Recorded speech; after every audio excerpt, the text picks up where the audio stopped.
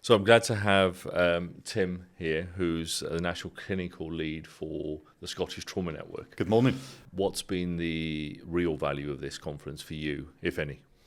No, this is brilliant. I mean, thank you, one, for coming to Edinburgh. First time in a while that you've been up to Scotland. I think the key is networking and collaboration. As you're aware from my talk, the Scottish Trauma Network is still reasonably in its infancy. It's been going 7 years now, and only in the Central Belt went live 4 years ago. So we're still learning, and one of the joys of having our English counterparts coming up, both from the British Trauma Society and the British Trauma Networks coming up, is to network and learn the lessons that you've hard fought, and we can learn from your mistakes as well as your successes. So I think it's networking more than anything. In trauma standardization outcomes, network building, technology and data has been key. Yep. So what are your thoughts on where we are currently with tech and data in major trauma, and where do you predict the future of that being? Major trauma in general or specific to the Scottish Trauma Network? Well, let's make it specific. Yeah, okay. Because I think it'll be applicable widely anyway. Yeah, so we set out in our strategic framework for the next 3 years of 4 key areas of focus. Data and outcomes was one of them. I came in on a ticket of better utilisation of our data and proving our worth. That's what the Scottish Government wants us to do. They invested heavily in our network, £46 million per year reoccurring, and they're rightfully asking us to prove our worth. We're incredibly lucky in Scotland that the Scottish Trauma Audit Group, equivalent of TARN or MNTR now in England, was going well before the implementation of the Scottish Trauma Network. So we're lucky enough to have pre-implementation data and now How far back did that go? It went all the way at least to 2013, where we've got more comparable data, and it did go before that too, but the data was collected in a very different fashion back then. Yeah. Well, all these things were built in somebody's garage at once upon a time, exactly. weren't they? A bit like hearing Rob's talk yesterday about TARN being a 30-year evolution. Absolutely. So we're lucky in that respect, and now that we are maturing as a network, we're getting to 4 or 5 years post-implementation data. So at a national level, we're now starting to write and investigate those papers about pre and post-implementation of a nationalised trauma network to see whether it has made differences or not. So you're measuring that, and any changes in outcome from that data yet? Unpublished data in one of our regions in the north shows statistically significant improvement in survival with post-implementation. That's hopefully going to be published in the next year or so. Fantastic. Okay. But as I also said in my talk, it's not just about survival. Our mission statement for the Scottish Trauma Network is saving lives, giving life back. And as an intensivist, it's about quality of life, not just life itself. So going back to your question about how we measure quality outcomes using our patient-reported outcome measures is just as important here.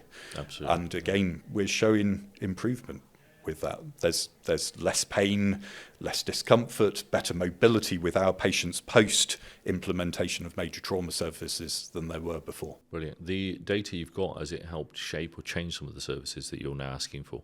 Yes. Good. So rehab.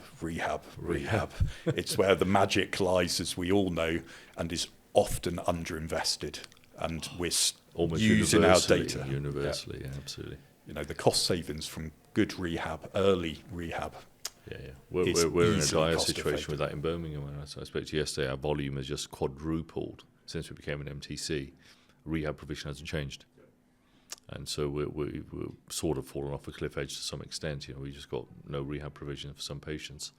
But yeah, I mean, I think everyone's in that boat to some extent in a variable degree. The military are lucky to some extent to have that great resource that they have. Absolutely agree. I'm ex-military. I spent 2 stints in Headley Court when it existed as a month as a rehab patient. Yes. And went from a totally smashed knee with a Shatska 5 injury to running again within a few months. and that's down to rehab It is and a rehab, good yeah. surgeon. Yeah, the surgery does help. But yes, absolutely, it's rehab. And we see both streams of that because our CDM is in Birmingham. And so we see the two pathways diverge when it comes to rehab perspective. And we see the difference in outcomes. You see that they're directly linked. And so, yeah, rehab is definitely important. What's your experience with the trauma app? I've seen the demonstrations of it, and I think it has utility, certainly in data collection and the quality of data collection in it. Once we've got data tools that measure that right through the whole patient journey, pre-hospital, into hospital, and then through rehab, we've got a whole patient journey mapped out. And I think data tools that give us that in the long term will be critical for planning, but also then measuring all the different outcomes. There's so many, there could be hundreds, if not thousands, of interventions that, and we know that 50% of those we have no evidence for, probably. Yeah, I think there's 2 points to that. The first one is having a scribe nominated to record that data, certainly in the pretty stressful environment of that initial phase in ED is critical. Whether all our MTCs in Scotland have performers to collect that data, but obviously an app probably makes it more accessible and easier to do. But what would I like to see the trauma app to do? Exactly as you say, connect point of injury all the way through to rehab. That would be very interesting at a national level. No, indeed, and I think the other thing is the admin burden. I think if you build data to be TARN or Stag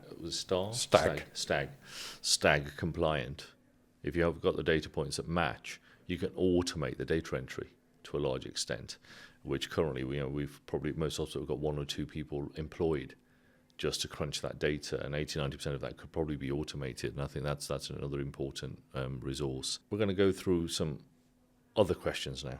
One is, you've been in trauma for a while, military, civilian. What is the most important thing or change you think that's occurred in your career that's affected trauma patients? Yeah, for the positive or the negative? Yeah, so I've given talks on this quite a lot, and what I find fascinating is that we don't learn from history. Aldous Huxley said the most important lesson from history is not learning the lessons from history. If you look back to First World War, we were using tourniquets 100 years ago. We totally forgot that until IEDs came, the weapon of choice for Al-Qaeda in Afghanistan. We started seeing more lower limb amputations, and we brought tourniquets, combat application tourniquets back in. Suez Crisis, we had doctors' blood on helicopters in 1955. We've reinvented that again in the last 10 to 20 years. Yes. There have been huge advances, often as a consequence of battlefield medicine, our balanced transfusion protocols and the like. So from a practical point of view, there's those advances. But I think one of the biggest changes has been better utilisation of non-technical skills and the teaching around that, how to bring a team together in these hyperacute stressful situations. And the teaching and training now for any specialty is so different than when you and I were trained. And I think that brings a team together better, and I'm almost certain that improves outcomes further down the line. Perfect. Thank you very much. There's been a lot of politics around training and bottlenecks and jobs at the moment in medicine. What's your advice for somebody who still wants to do medicine? Is it still a worthwhile career? 100%. And if so, why?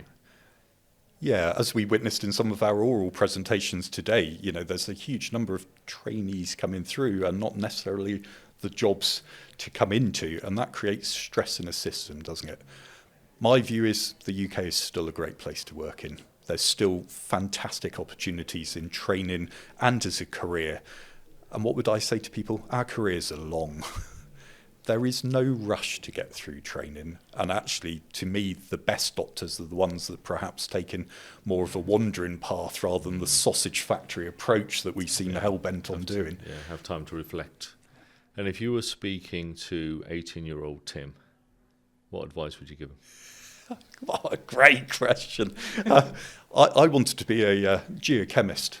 And it was my parents that suggested the military and being a doctor, and I thought I'd give it a go because it sounded like good fun. And I guess in retrospect, nearly 30 years down the line. Seems a pretty good choice. Yeah, no regrets. No. Fantastic. Geochemistry?